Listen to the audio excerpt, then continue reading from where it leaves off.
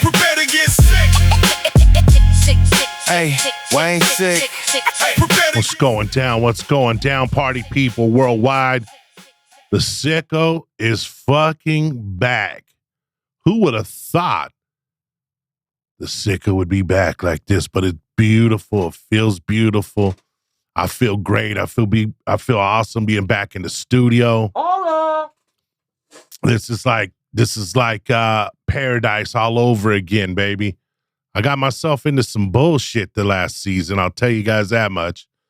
And I pretty much might be blackballed in the industry right now out here in Las Vegas.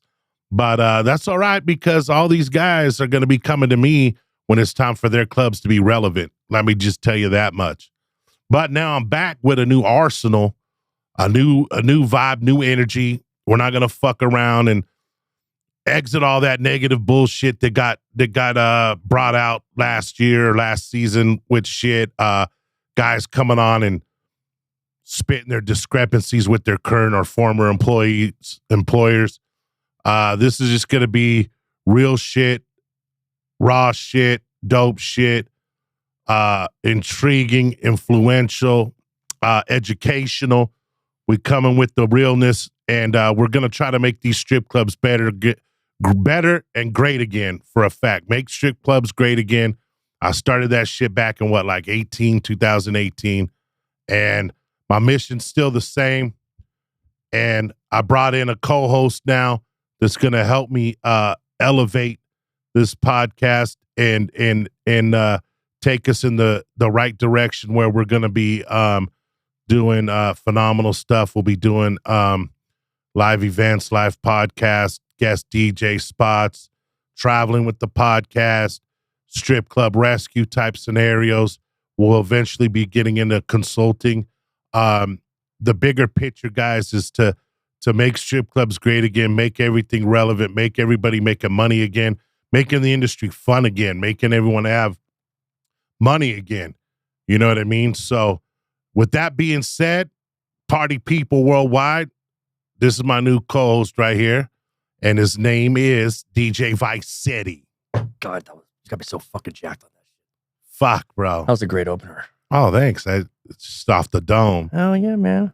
You know, that's exactly what it's all about.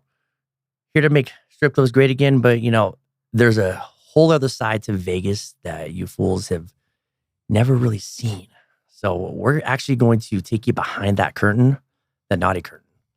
Oh, boy. You know, we may, as in we probably will offend some people, but that's okay. You know? Yeah. It's not like it's going to be shit talking. It's just going to be, if whatever we say, you look at yourself in the mirror and you're kind of like, damn, was that fool talking about me?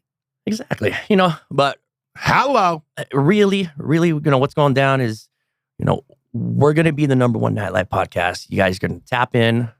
You're going to get your deets here. What's going on? What's cracking on, you know, the weekend, the week, you know, getting you guys the best spots to holler at and get your boogie on.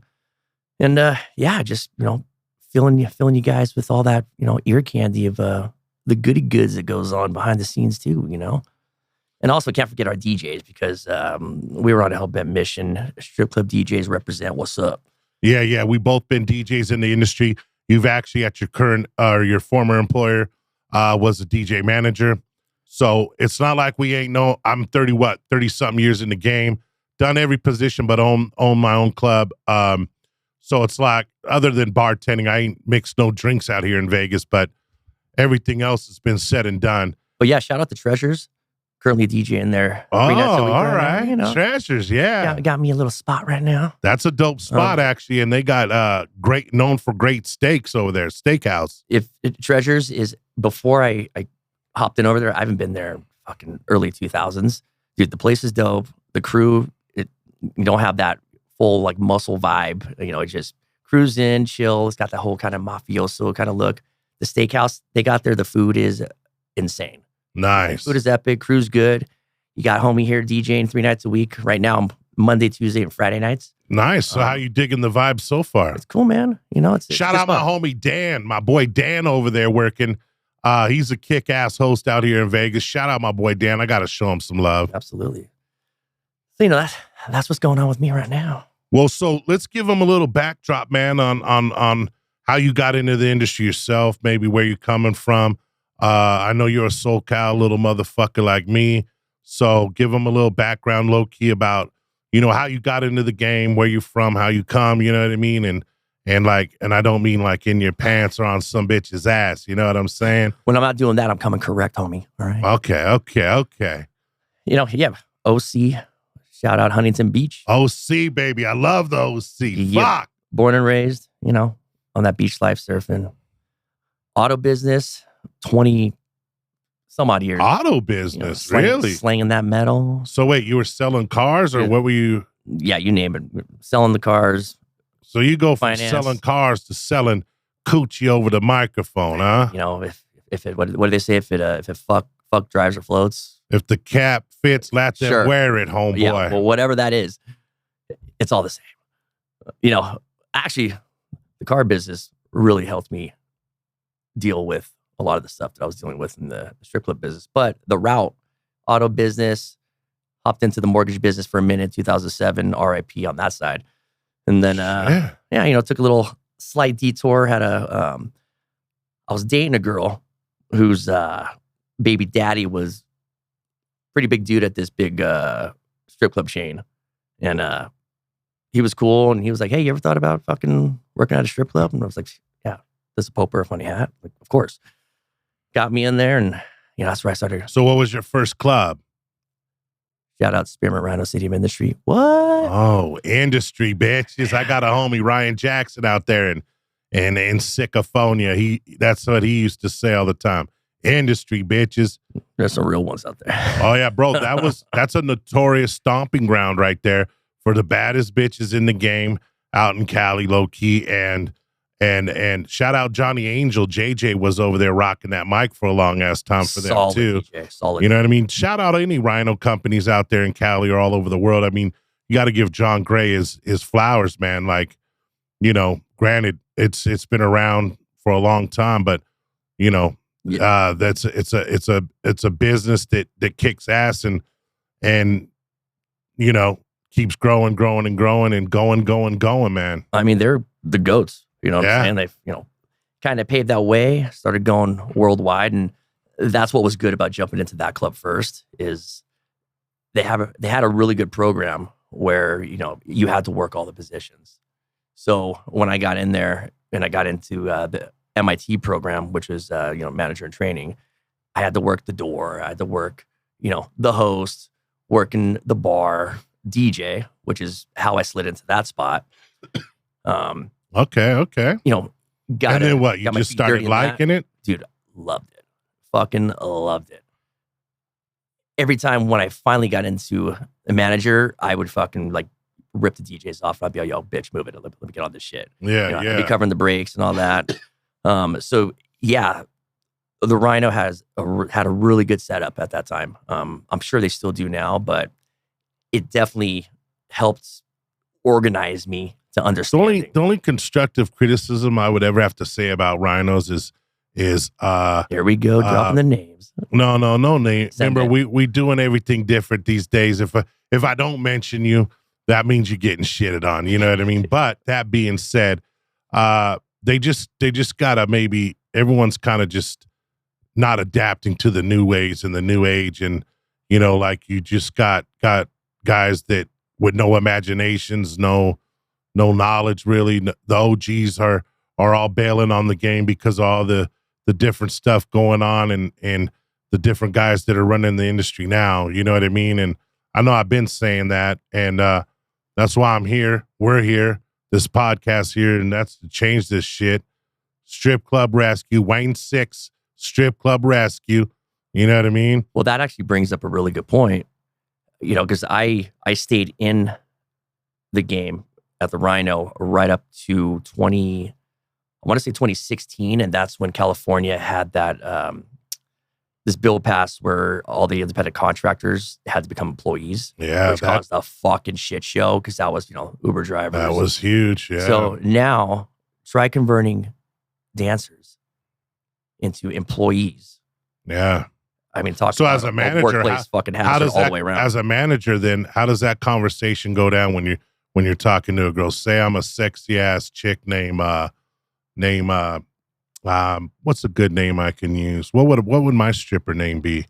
I think I'd like to be called Jezebel if I was a stripper. Jezebel, I like that. So say I'm Jezebel right now, and you're gonna tell me, hey, it's not, unfortunately the laws or whatever, I gotta pay you hourly. Check it out, baby girl.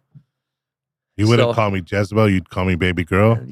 So you getting your Mac on his shit already, I'd call you by your name after you started fucking flying through the roof. Okay. So check it out. So glad to have you here right now. We're going to make you an employee. All right. So all good though. You're going to get your little hourly. We're going to probably take about half of your money though. So hourly, what do you mean? Now I'm on payroll? Yeah. So we're going to pay you minimum wage. Oh, by the way, you better be here on time. What time does the shift start, baby? It doesn't matter because you're never going to fucking be on time because that's impossible. We're going to have to fucking crack down on whatever's going on back there, the drinking, yada, yada, yada. Oh, and until you do enough dances to hit that balance to pay us back, you're not getting any of your money. So what do you mean? I don't understand. What does that balance pay you back? We basically own you, all right? You just do what we say. Go fucking dance and call it a day. So basically what I'm trying to say is... I can make more on OnlyFans. I don't know if the clubs are actually still rocking that. Have you seen my fucking toes? Yeah, but foot fetish fucking go, man.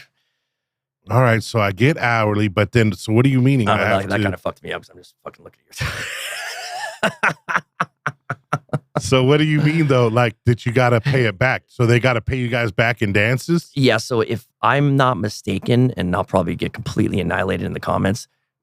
So I put in my 2-week notice and then they were like, hey, yo, do me a favor. Hang through, please, while we're trying to transition these girls. So basically, I was in charge of making a list, checking it twice of the naughty ones that may be a potential workforce hazard. Turning that in.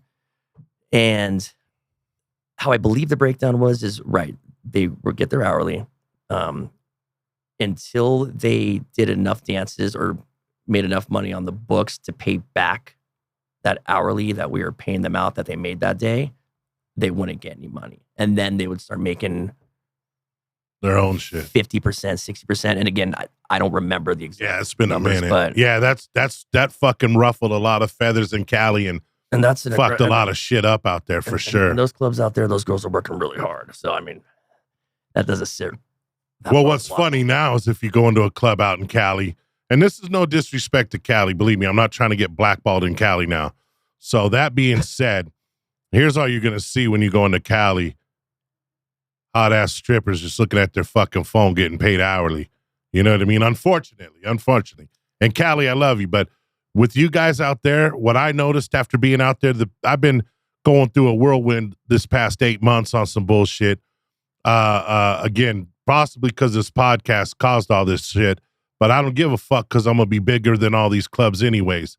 So it is what it is. But that being said, these Cali clubs are just complacent. I think everyone's cool with just getting 17 something or 18 something, whatever the hourly is out there, an hour, and it's all good. And these owners and GMs out there are like, well, as long as our shifts are covered, no one even knows this new generation what the money was like back in the days in Cali or what the money could be like now if you were any good. You know what I mean? Money was fucking crazy. Oh, I was killing it even in ghetto ass clubs, bro. Bro, the DJs were making fucking mid-six figures. And imagine if they were doing that out there in Cali, what everyone was doing out here in Vegas. Some of these guys had Sapphires or a Rhinos or a Crazy Horse 3, bro. Shit's insane, dude.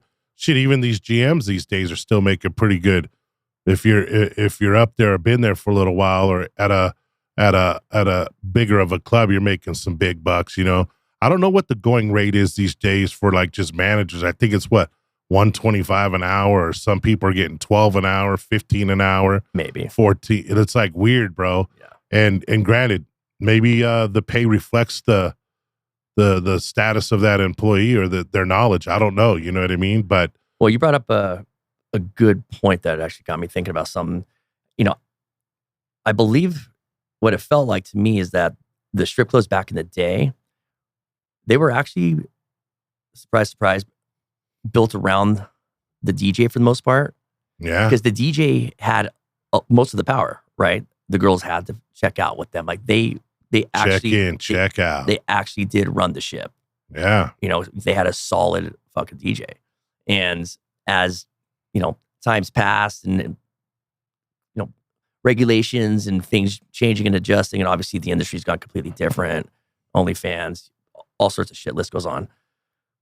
They basically just started restructuring around, like you said, just having the shifts filled. Yeah. And with that, the DJ spot just started turning into a spot where they just were just throwing anyone that could just plug and play. Or like a lot of the VU clubs and shit like that, they got that automated pussy DJ on there. You know what I mean? Exactly. And that's, you know, we'll obviously have some episodes where we'll get into that because obviously, understandably, if you're a good DJ, you're not going to fucking work at a club and you're not going to make any money, right? So if the club, or if you're good, you're going to be able to make that club popping because you're going to be good, getting good with the girls. You're going to build up your girls. You're going to build up the vibes and energy with all your music, your talent, your skills. So to me, honestly, any DJ, you could go start at a shithole and blow that up. It's just a matter of what kind of skill set you got.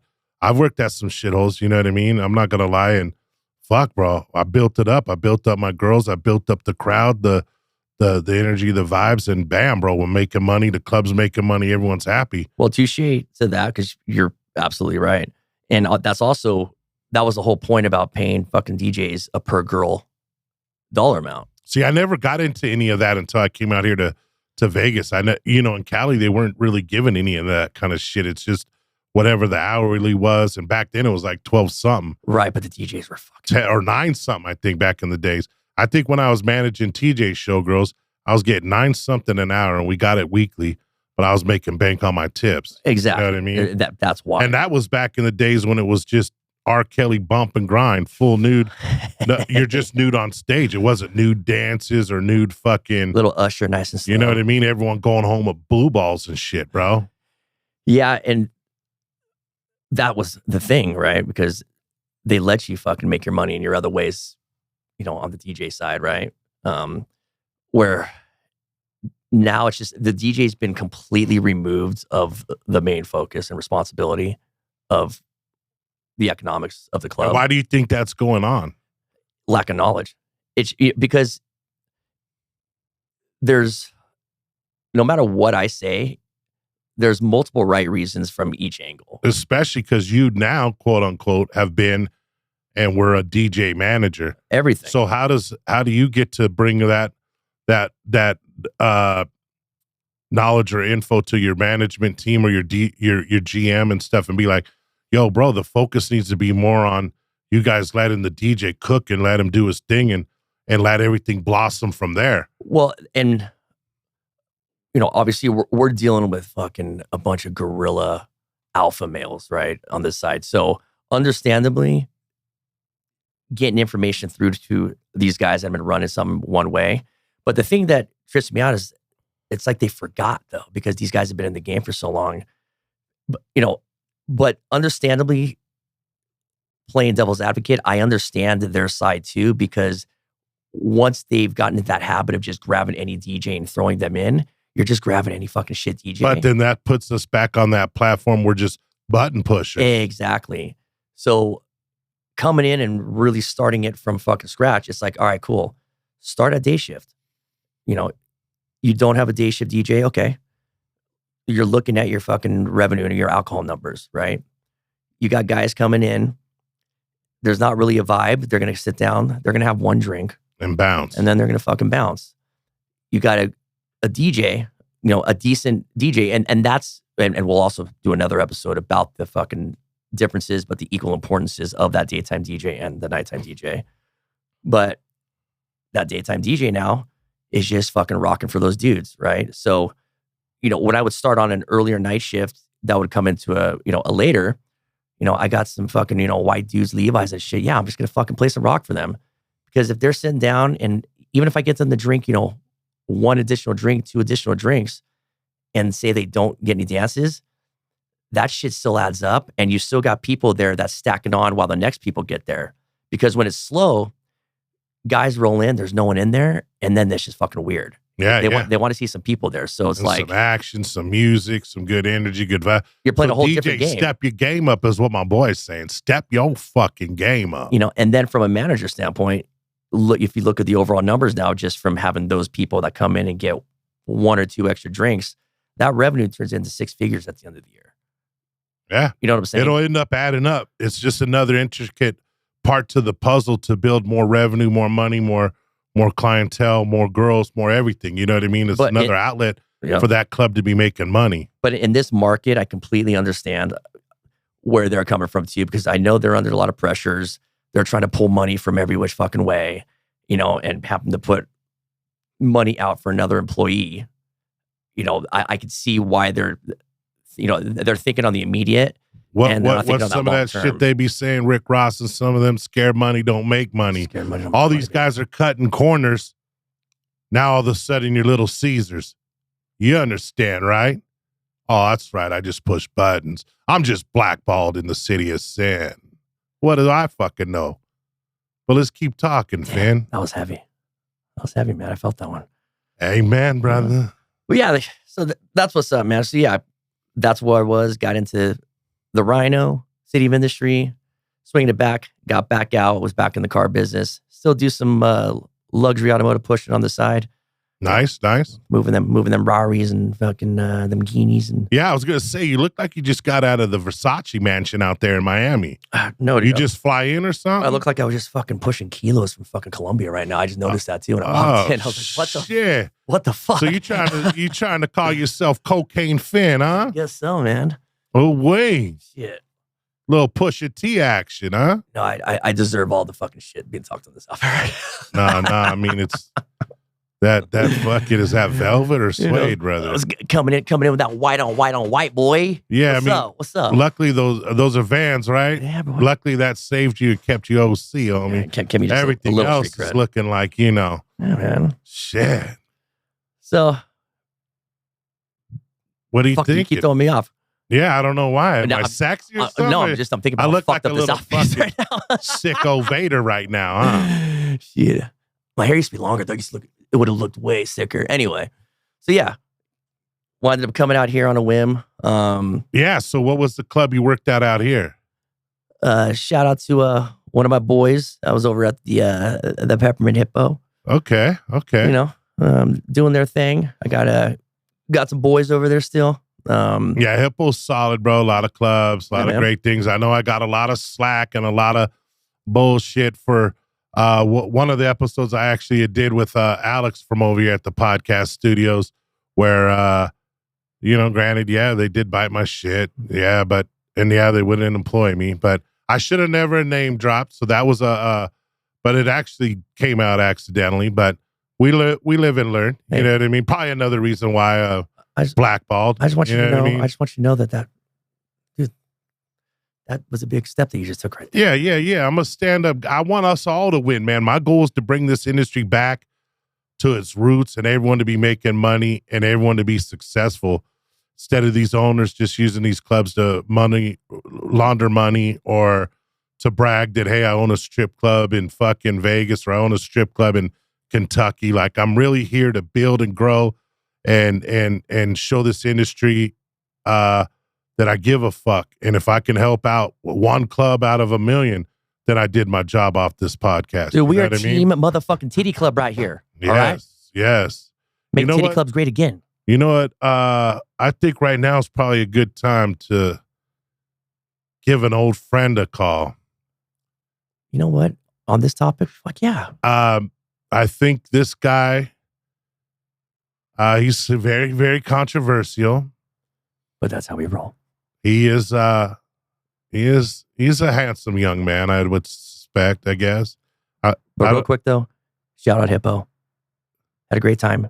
Thanks for the memories. Yeah, right. Hey, great company, great teams they got throughout the industry. So yeah, much love to them, much success to them. But now that I got that contractually out the way, Shout out the homie over there, Joey, DJ Joey, and DJ David over there holding it down, right? Well, Little Dave boy. Little Dave, bro. Little Dave, and, shout out to that. That is my man right there. DJ Joey, what's Joey's podcast? I mean, he not his podcast, but his DJ name. Does he have a DJ name? DJ Joey. All right. I know he's dropping a show or a podcast himself down the road here, so that'll be tune in and check out for that, guys. He's probably got some good shit going down on there. Yes, sir. But anyways, what we're going to do right now, guys, is I'm going to give this one dude a call and see where he's at.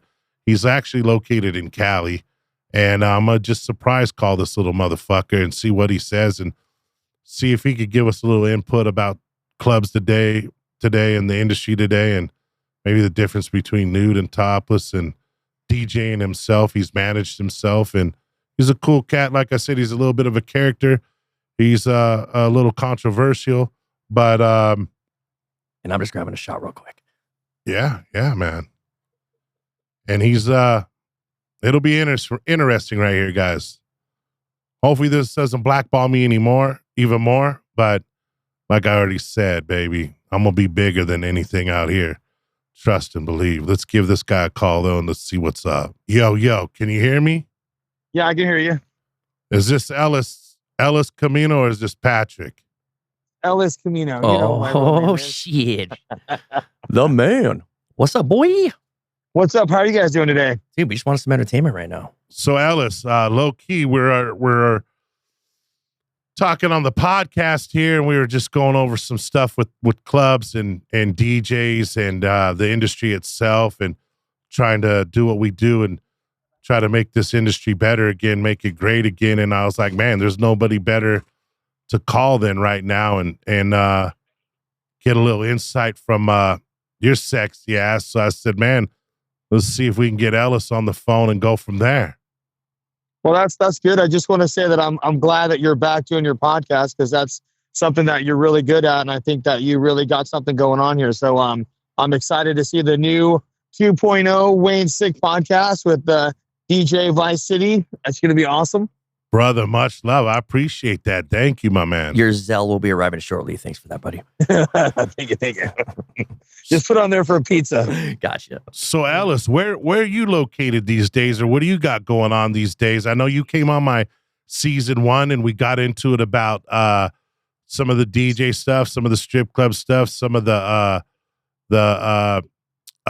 porn stuff that you got going on as well, and being a porn influencer and a porn stud out there.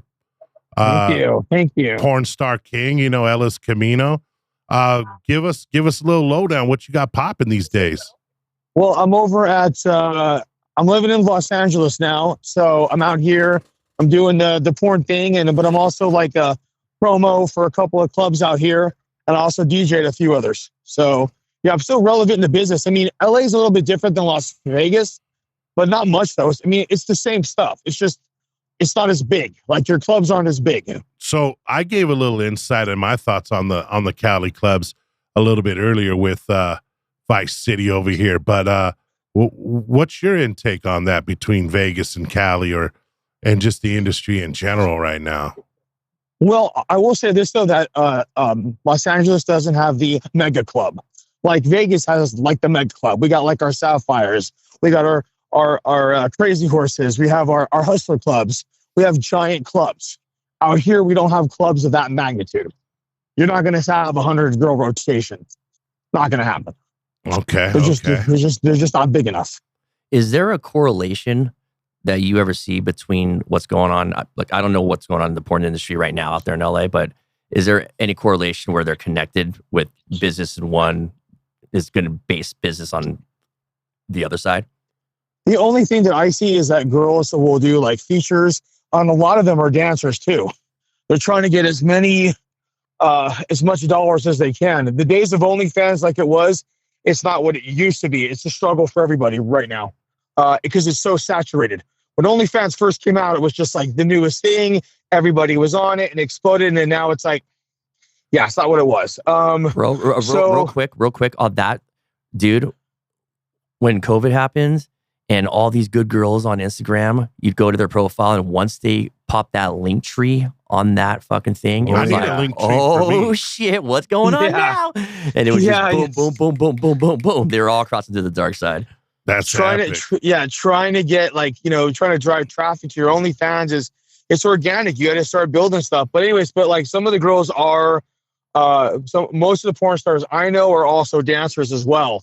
So, and it's a good way for them too, because they make some money and then they go, oh, by the way, here's my OnlyFans, subscribe to my stuff. So it does help out. But I mean, it's peaks and valleys right now. I will say that with the economy going the way it is and everything, is just kind of like everybody's trying to come up as much as they can. Now, Ellis, are you still doing, still showing your toes on OnlyFans, or did you kind of flip that script a little bit? No, I'm not showing my toes. I'm showing other things. But anyway. Oh, shit. That big Budweiser can between your legs, huh? Yeah. So, yeah. I mean, you can look on my, I don't know if they'll provide the link for you guys, but I'll provide the link to my OnlyFans and my Fansly and my Twitter. Guys to get firsthand knowledge. Yeah, you little raunchy motherfucker, you. But, but I'll say this, though. I've noticed that when the dancers find out that I'm also a sex worker like them, the dynamic between me and them changes dramatically. Now, how is that? Go ahead, break it down for me. Okay, so most of our industry is dominated by insecure men. And they kind of get off on the fact that they can boss these little girls around and have all this power and whatever, okay? But me being on the inside with them, it's like I'm in the trenches too. Like, I get it. Yeah, like, I have a different insight that they do. I sell my body as well for money. So now there's a commonality there. Now they're like, oh, well, shit, well, he's just like us. Yeah, he knows the game. Me on the outside looking in, I look at you as Ellis Camino, the DJ entrepreneur, I would never have said, damn, I wonder how Ellis Camino, the sex worker's doing today. How does he tear the walls out of that shit? That's some good shit, bro. I appreciate that knowledge. But with the dancers especially, it's just like, there are things that I do with them that most managers won't do, because I get it. I get it. I try not to run like sometimes, like you guys have known, like some nights are fucking dead and there's nobody tipping, no one's on stage. You got a handful of customers or in VIP. I don't want to run a stage for no customers. Yeah. Why? I never got that shit either. Granted, they are paying a cost to get in. Granted, they're paying for their drink, blah, blah, blah. And granted, they're there for the show or a show, but there's got to be some kind of medium ground or a happy medium right there, because you are right. Why waste these girls' times? You're wasting your sexy voice, energy, and vibes and the beautiful, wonderful music you're putting out for just some fucking dudes sitting there fucking beating off in the corner of a club. Actually, I'm probably blowing my load a little too early here, no pun intended. Whoa. Because we're going to be doing a fucking deep dive on some DJ shit, but this will be a multi-part thing. You are a fucking phenomenal, one of the best MCs. Straight up, I'm not just saying that. Thank you. You have a process that you like to do, though. Like, you get fucking scientific with this shit. Like, walk us through kind of a basic night of what you're going from, once the build up to peak hour, and then that little fucking, that little we'll break it. I'll break it down for what? For nude versus topless. Because it's a different dynamic. And how it helps the club. Okay, so if you're doing all nude, that's when we got to build your room. That's a steady one. So when you first get on your shift, depending on when you start, most it's like 7, 8 o'clock, 9 o'clock, depending on when you start. So as for a night shift. So you get the music going, you get the vibe going, you try to play music that's not under 100 beats per minute, because that's the party, that's the heartbeat. That's important. You got to keep that up tempo going. So with the topless club, they're already drinking. So, and they're sexually charged, so they're susceptible to subliminal programming. So like the old movie theaters, they would flash popcorn every 20 frames and popcorn sales went through the roof, right? It's the same thing. They hear me, but they don't really hear me. Just kind of goes in their subconscious. They don't realize it. And then after you're saying the same thing, kind of the same time, over the course of the night, they'll do it automatic. It's subliminal, it's suggestive, they'll start doing it. Yeah, it's kind of like when people be talking affirmations to themselves in the mirror when they're driving or doing whatever. You know what I mean? It's kind of like, it's in the back of your head, like, damn, this guy keeps telling me about VIPs or buying a drink or. What did I say last time? I said the DJ's managing male delusion in real time. Yeah. That's a very good way to put that. My mom thought so. I'm glad someone else. Yeah. So basically, what I'm doing is I'm programming the crowd.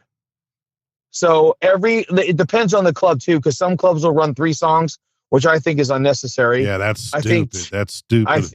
Whoever thought of that bullshit. I mean, if it's a light crowd, you got a club that's only got like 10 girls. I mean, and then you got. I would cut the song shorter then. Yeah, because it's too much.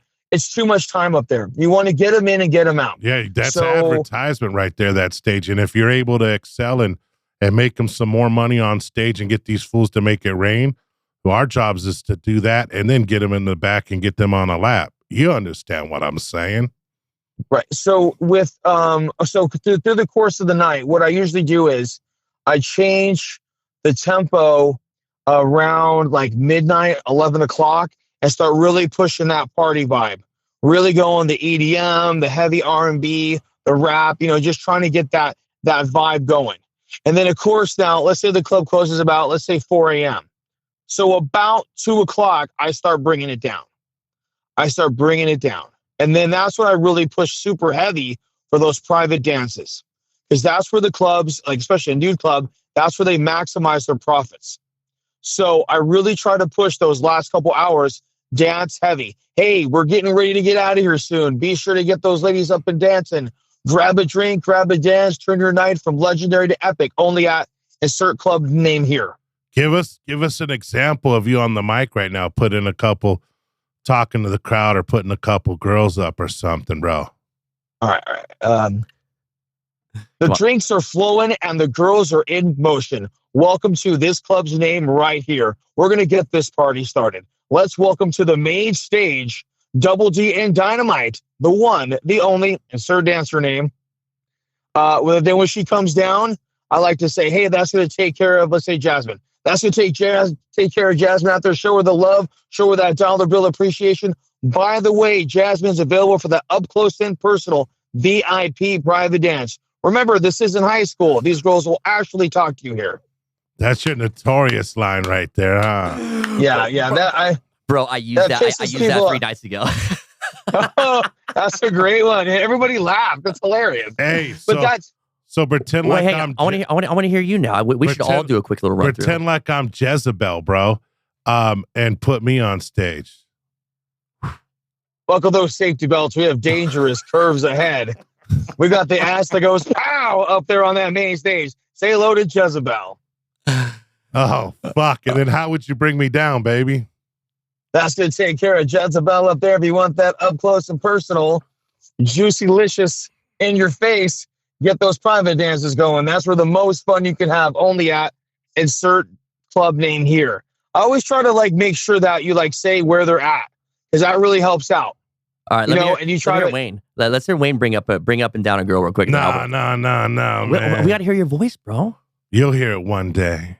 Ellis has heard my shit. I've never heard your shit, bro. I know. We'll keep it really top secret.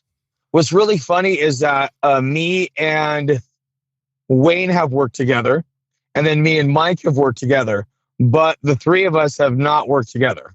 That's true. I know, huh? Yeah. We were trying. Yeah. We were trying last year, June-ish, May-ish, or whatever, or April-ish, whatever that was. Because didn't you do a little stint at Hippo, right? Yeah. You don't seem too enthused. Anywho, moving on. Well, the problem, okay, here's the thing is, and Mike can attest to this because he was there. They didn't want me there in the first place. So it wasn't like I was already walking in with open arms and this is going to be fantastic. We can't wait to hear you. It was fuck this guy right away. And then when I got up there and I did a great fucking job, that made him even more fucking mad. So you think because now they had nothing on me? You think they just might have just judged the book by the cover, so to speak? I think it's a couple of things. I mean, you have said it multiple times to me, where my swagger, my confidence, how I talk to people, I'm not to me, it's just normal me. I'm not trying to put on anything that I am, but it rubs insecure people the wrong way. Very much so. Yeah. I They mean, can't like what the fuck? Like, who's this guy? And like, I just know my shit. And I'm just very authentic. I'm not putting on airs. I'm not something I'm not. I just speak to you like, hey, this is how it is. by any And chance, people aren't used to that. by any chance, right now, how you're talking to us, is your shirt off? No. No. Do you have pierced nipples? I do not. I was going 6 to midnight just listening to all that shit right now. Fuck, bro. So But then, sorry, go ahead. so then, what do you think the current state of the strip club industry is in right now? For me, from what I observe, sorry, excuse me, from like Vegas to here and everywhere in between, stagnation and lack of innovation is what's killing the clubs. You cannot keep doing the same thing over and over and expecting the same results. The industry has changed dramatically. And if you're not trying to be inventive or creative or trying to match what's going on, you're not going to make it. Yeah, it's Not all gonna about make it. adapting, improvising, overcoming. You know what I mean? Yeah. Like, that's the thing is, and I'm not going to badmouth anybody because that's not my thing. But you as the GM, it's your job to make sure that motherfuckers come to your club. And I don't mean just regular people. I mean the right motherfuckers. Don't be giving passes out to fucking people that don't spend any money in the club. You want more broke? You want to bring back more people not spending. That's retarded. Well, like I said don't know. before, me and you have had that talk in personal before where it's a slippery slope because they are still actively a paying customer and blah, blah, blah. But you also can't just have some fools just sitting there all night for 5, 6 hours, 10 hours, checking out some coochie for free. You know what I mean? That's the thing that you and I disagree sometimes because to me, it's not a movie theater. This shit is not free. You paid to come into the facility. That's it, and buy a drink. That's the requirement for you to come to enjoy the show. So basically, you're saying if they want to do that, take their little punk asses to AMC movie theaters. Correct. Get out. Go check out the Super Mario Brothers movie right now. This is a business, and you have to order something. Okay, so say they order a drink, they order they paid to get in. I knew you were gonna hit this trigger on it right now. You know what I mean? So then now what, brother? What if they just? Okay. What if they're just in there? Because they're buying time, or No, they're actually they're stealing time when they do that. What if they're shy or Doesn't intimidated matter. to talk to a No. young lady? Well, that's what the whole point of this place is. What if they got that? That's why you're there. So you don't have to be intimidated. That's what you're there to talk to a pretty girl. You're going to talk to, this is the fantasy. You're going to talk to girls that you could never talk to in the outside world. That's the whole point of this. And you coming in there and not spending a single dime, that's not okay. You know the rules and you know the etiquette and you know what you're supposed to do and how to conduct yourself. Don't play dumb. That shit kind of Get the fires fuck out. you up, brother. We're coming in hot right now. Your I'm shirt, sorry, but it's. I know it your makes- shirt's it's to off me- for sure right now. Fuck yeah. Because to me, I'm it's actually touching stealing. myself under the table. I'm sure you are. It's stealing. They're stealing time. They're stealing time from the club. They're stealing time from the dancers. Well, I tell you what, homie, you're about to get a whole much more of a following right now. All these women are going to be following Ellis Camino. Well, that's I think that's why me being in the sex work. Okay, let's break it down like this. Okay. When you're in the club, right, and you are conducting yourself, right, the etiquette is you put dollars on the stage when you sit at the tip rail. You buy dances. If you're not doing those things, why are you there? I mean, it makes sense. It does make sense. Like I said, it's a slippery slope. It's a coin toss. You know what I mean? But You don't let you sit at Starbucks for hours. I know a few. When you go to a restaurant and you order food, you can't sit there for 4 hours. I've been in restaurants a little over time, and I know a couple of homies. They just go to Starbucks and grab a coffee and sit there and use the internet half the day. Yeah, they Yeah, act, well, they that's act like they're doing not cool. spreadsheets, and then they got. But I get what you're saying, though, Ellis. I get what you're saying for sure, and yeah, I mean that's something that's haunted the industry low key probably since the days it's ever started. Well, You know what I here's the mean? thing: is like when I first started in this business, I never saw that before. That didn't happen. Well, It did not happen. the You economy spent was money. a lot better back in the days too. I remember the first time I experienced it was in Colorado.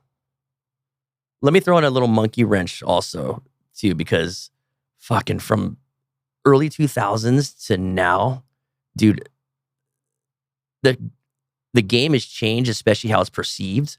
Right now, especially if you look at the forecast, dude, there is so many couples coming into the fucking strip clubs now where a lot of the girls don't know how to fucking rock with couples, because, and we're going to have a few episodes where we're breaking down the different types of couples that we see. They see couples come in and they don't even fuck with them at all. They don't approach them at all. It's a lot more acceptable. So there is a lot of different dynamics now that are being tossed in. But again, there's really no wrong answer.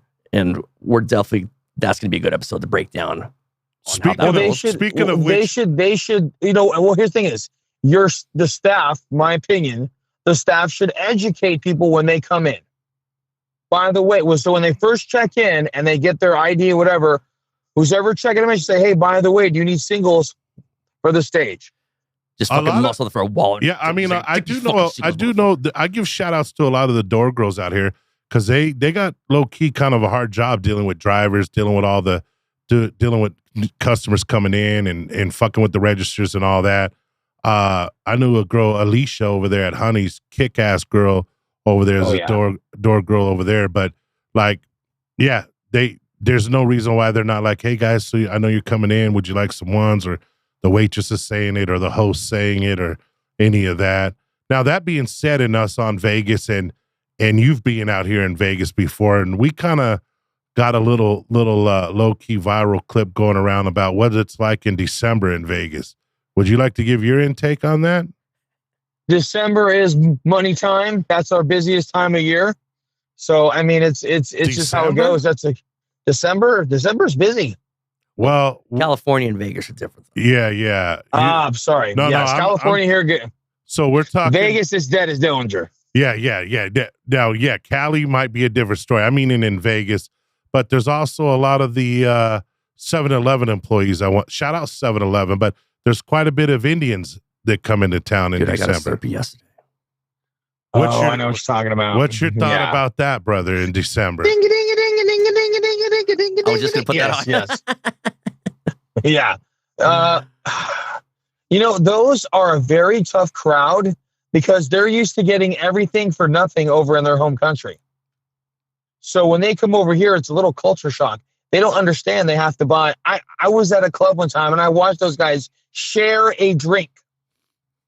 They shared a drink. It's true. Like one out of like 7 will actually be drinking. Homie, I was at LVSC and I saw a guy come in, looked like a gang load of money, just sat there, bought hookah the whole fucking night, didn't tip, didn't do shit. Literally sat there. I was there for 12 hours.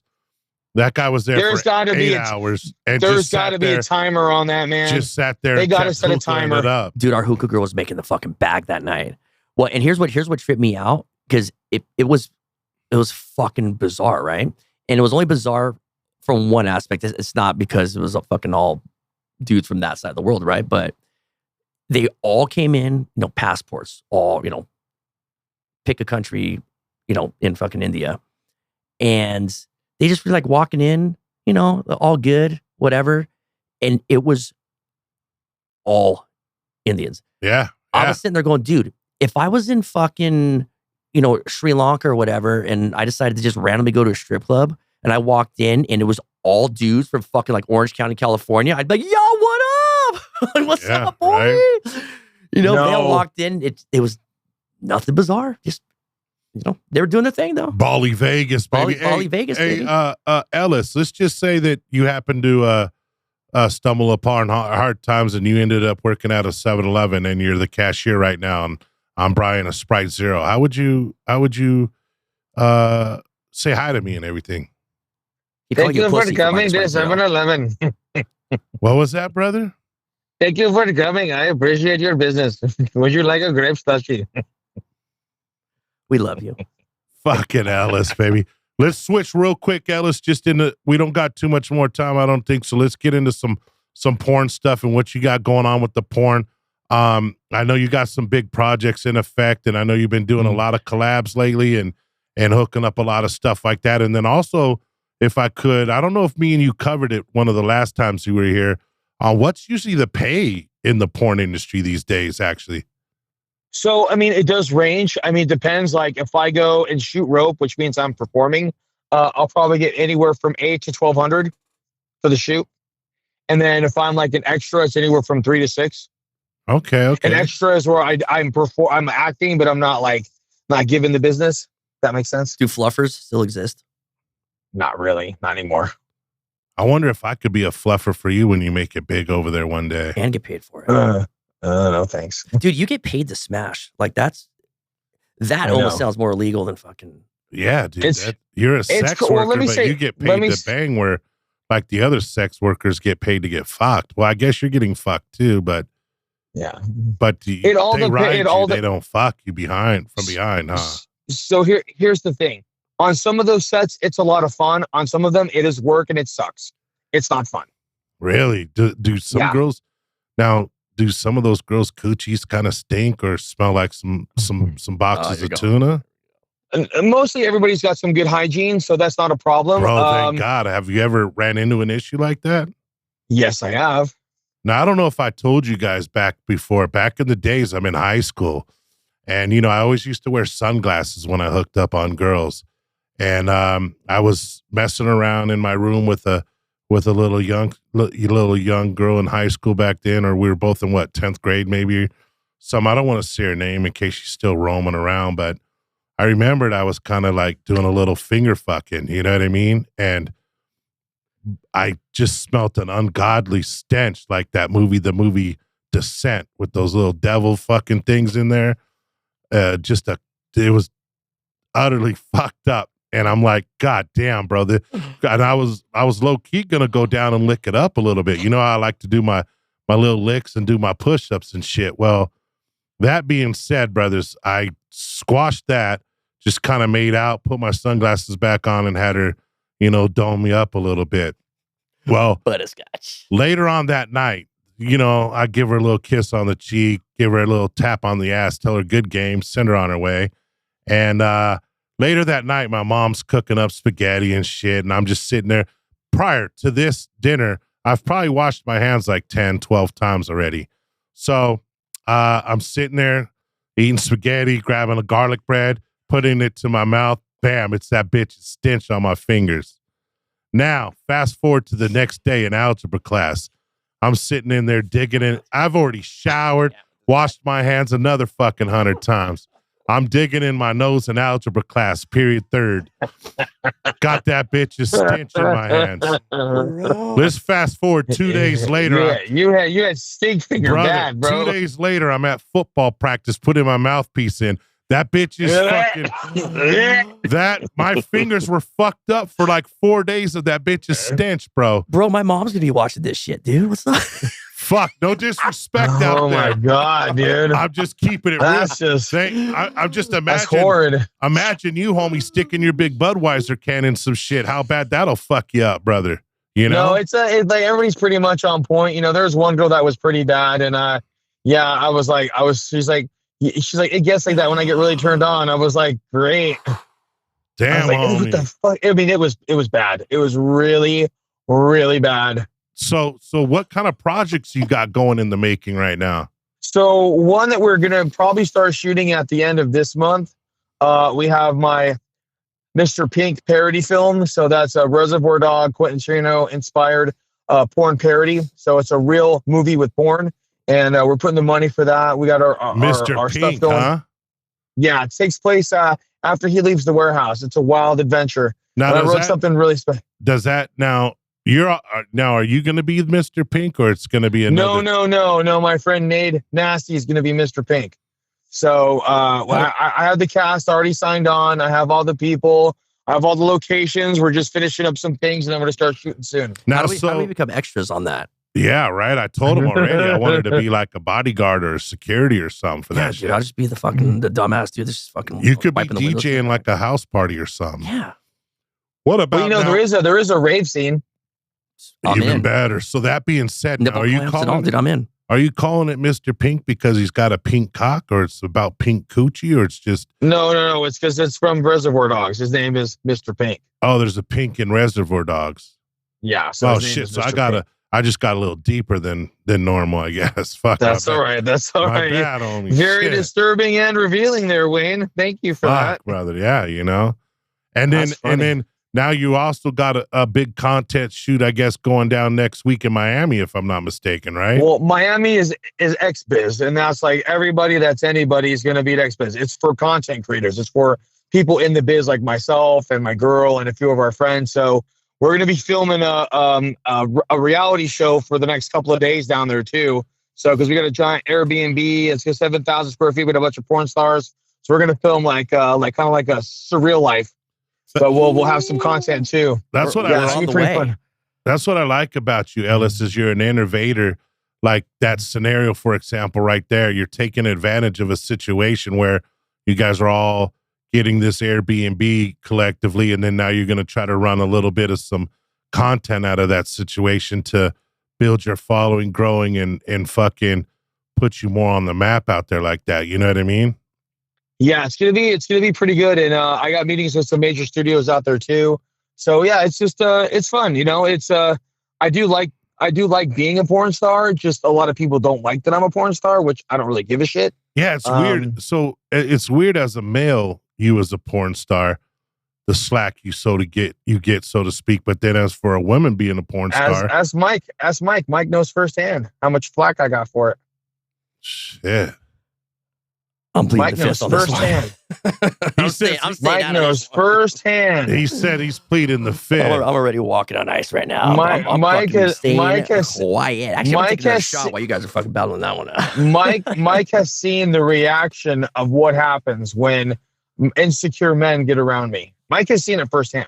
Well, I mean, it's again, that's another slippery slope as well, bro. But what we do love is you staying in the game still and being successful, no matter what club you're at. I hope you do get the chance to take over a couple clubs or move around a little differently. I'd love to see you in a management position as well, with all your knowledge and innovativeness and skill set. That I'm sure you'd be a valuable asset to any owner out there in this industry. And honestly, thank you. Honestly, the industry needs more people like you, believe it or not, like me, like the Finns, like my boy out there, Chops, like out in Cali, my boy Ryan Jackson, you know, a lot of different cats, you know. You know, it's funny you say that because like somebody was talking to me about this. I forget who, and they're in the business too. And we noticed that a lot of the people with talent in our business have a hard time finding the right club. You would think that we would be like, oh man, we're the shit. We can just waltz into anywhere and get a job. And it's like not like that. It's really tough because especially if you're really good at your job, these guys are very insecure and they don't want you in there. Like I can't tell you. Low key probably got to be a lot of intimidation or people losing jobs or people not being going to be able to pay their bills or whatever.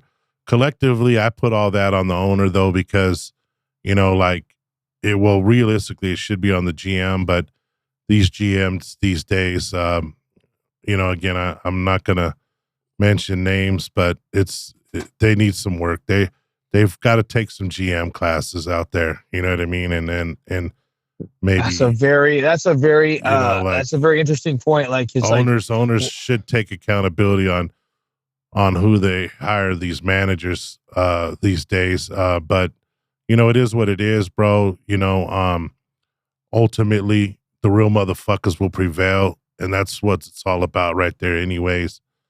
And eventually everyone's gonna, what do they say, what's done in the dark is brought to the light anyways. You know, blah, blah, blah. it's really good that you say that because like I've just experienced this. Like you have done something different than any other strip club podcast. You really have like set the bar pretty high. And now I see all these people that blacklisted you for it, that talked a bunch of shit about it. Now they're going on podcasts, duplicating the exact same thing that you broke the door down for. You took all the heat, you took all the brunt, you busted in, you took all the pain for it. Yeah. And they shit on you for it. And then now they're trying to copy it. And I was like, you Benedict Arnolds, you cocksuckers. Yeah, no, bro. You fucking hypocrites. You're so like, oh, well, fuck that podcast shit. He's going to put us on blast, blah, blah, blah, blah. Then 2 minutes later, that same shithead is like, oh, yeah, I'm on a podcast talking about strip club shit. I was like, you fucking hypocrite, you mark ass buster. Yeah, bro. Unfortunately, it looks like I took it in the ass for the industry real quick on that. But like I said, ultimately, it was always to be here to better the industry, to make strip clubs great again. And, we moved on. And we bless you for your sacrifice. There's a lot Amen. of imitators. There's a lot of duplicators, but nobody is the OG Wayne Sikk. I What? appreciate that, homeboy. And like I said, man, I'm going to continue this mission, and I'm going to continue this cause, and I'm going to make the industry better again and make everybody money again. They better quit hating and start participating. Yeah, man. And what we need to do as well is make the industry fun again. Nothing's fun anymore. Yeah. You go into clubs, they're either dead or dull, or nobody looks like they want to be there. They're just there for that paycheck real quick. It's like, yo, man, me as a customer coming in, I could see that. I could see it a mile away. I've promoted for clubs that they don't want to come back. They had such a terrible time. Yeah. I'm like, fuck, how do I get, and I was like, okay, you want new customers? Great. Well, the ones that were there had a shitty fucking time. How do you have a shitty time at a strip club? How do you epically fail your customer? I can't keep bringing you more. Yeah, bro. No. I was like, you got to take care of them when they get there. Are you fucking crazy? Unfortunately, with this industry right now, there is a gangload of that going on, but that's why my boy, DJ Vice City, guys like you coming on, giving advice, giving instructions, giving knowledge, one way or the another, we're going to do that. You know what I mean? Yeah. Well, we'll wrap this up. Like, I appreciate you guys. And I just want to say, hey, thanks tremendously for letting me have a platform to come on and share with you guys. And thanks for including me in the conversation, because there needs to be more of this. So, I mean, no matter what they do, Wayne, no matter how much they hate on you, you have to keep going in this, because you're the only one doing this, and you're the only one doing it right. And with Mike there too, I mean, this is a whole nother level now. It's growing and growing and growing. And like, these guys don't get it. It's they don't understand it. They're just copying. And it's just like, you're not understanding what he's doing. Nah, you're just, I appreciate that too, brother, for sure. Yeah. Well, bro, you're all right, guys, you're a fucking legend, buddy. You keep doing your thing, and don't get any on you, homie. I'm trying not to. All right, you guys have a good one. And keep me posted. If you guys ever want, I'm in town, we'll come and hang out. We'll shoot it up, but like, keep doing what you're doing. All right, you guys have a good one. Peace out. God bless. Later, homie.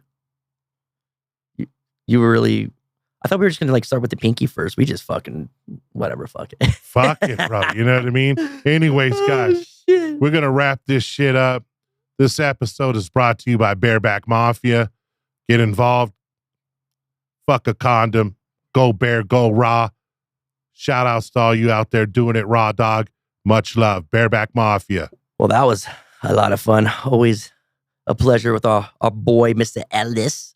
Bro, yeah. Solid motherfucker right there. And man, you did a great ass job for your first episode, low key, bro. I think first episode, right, or no? Or have you done other podcasts? I mean, we had we got a lot of insane shit coming up. Like, that's why it's so hard, because there's so much stuff we got coming. And we got to jam it in the hour, bro, like it's jamming in someone's ass. And we'll progressively be going longer, but, we're going to have some other side stuff.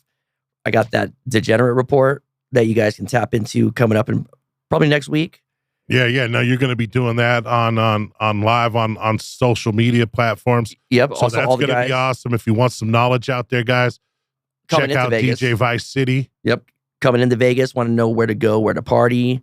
EDC's coming. Yep. For, the good stuff coming up that weekend. We got economics at the clubs of, how to navigate. We got couples, right? The different types of people coming into the club. We got some shit on the DJs. So what we doing next week? Well, we got a couple people lined up. We just got to decide who, but we're not going to tell you who because, Yeah, we want to keep it. We got to keep you interesting for you guys out there. But shit, man. I think ruffled little feathers tonight. Successful mission, but a lot of dope stuff coming up. This was just kind of us getting out there and shutting up some of these people. They're like, yo, when you fucking dropping? And technically we're supposed to be dropping next week, but we're like, you know what? Let's just get in, feed the wolves. And but a lot of sick shit coming in. I love you. I love what we're doing. Brother, much love to you. Thanks for joining the team. It's been a fun ride. And it's just shout outs Podcaster Studio. Shout out Bareback Mafia. Sponsors, Get at us while we're growing right now. Because when we at the top, that's when the panties drop. And we will have a Patreon and an OnlyFans coming up too. So Lot of stay shit. motherfucking tuned, yo. Wayne Sikk, Strip Club Rescue. Tell your mamas I said hi. DJ Vice City, Treasures, Monday, Tuesday, Friday. Come through. It's a fucking great time. I'll get you in. Fucking we'll get that party rocking. Bang, bang. Bang, bang, gang, gang. Wayne Sikk. Wayne Sikk.